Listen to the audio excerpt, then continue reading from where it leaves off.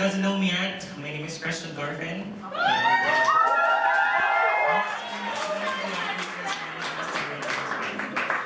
Today I want to share with you one of the best lessons that I have learned during my first year of my tenure here in the organization.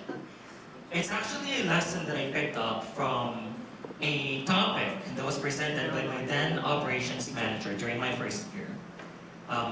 He presented or he talked about the 80-20 rule, or what we call the Pareto principle. If you guys are familiar with that. But for the benefit of everybody, the Pareto principle is a familiar saying that asserts that 80% of outcomes result from 20% of all causes at any given event. It is used to determine factors that are most responsible for success and then focus on that to improve the results. Now, that 20% now becomes their circle of control. So basically, these are the things that you only have control of, and the rest you don't have any. Which simply underscores the importance of focusing on our energy on more important aspects. At this point, I would like to quote Jack Canfield. I'm not sure if you're familiar with that guy, but he is an American author and a motivational speaker. He co-authored The Chicken Soup for the Soul. If you guys are familiar with that book, that's a good book, you might want to read that. He quoted once that we only have control over three things in life. Three things. One is the thoughts that we think. Two, the images that we visualize. And then three is the actions that we take. Let me go ahead and chew more on that. Again, first is the thoughts that we think, the images that we visualize. Lastly is the actions that we take. Right? Now, when one fails to focus their energy on these aspects, that 80% is determined.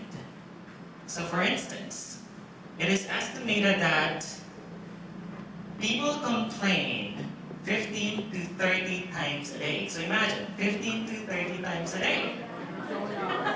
That's a good number.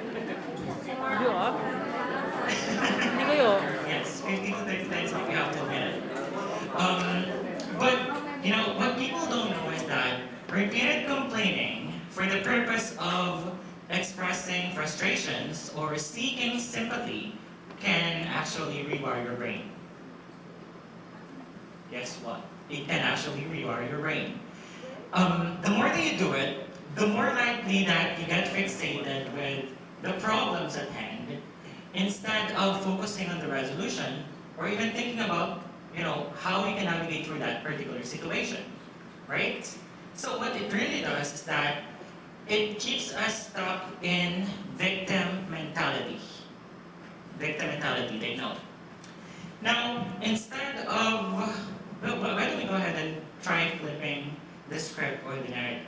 So the next time that, let's say, you find yourself stuck in a terrible traffic situation, instead of defaulting to frustration, think about how you can make that time productive. Think about the agenda for your upcoming meetings. Think about what are the things that you would like to speak with your supervisor, with your manager, during your one-on-one coaching sessions. Or even listen to that audiobook that you've been meaning to listen to for the past couple of months now.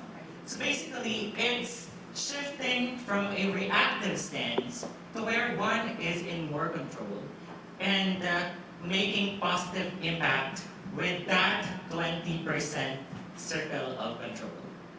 Well, I hope that I was able to impart something with you guys today before you exit the room. Thank you for listening to my pep talk. My name is Christian Garvin, and stay tuned for next week's pep talk as we have two speakers, one in Cebu, Jonas Godornes.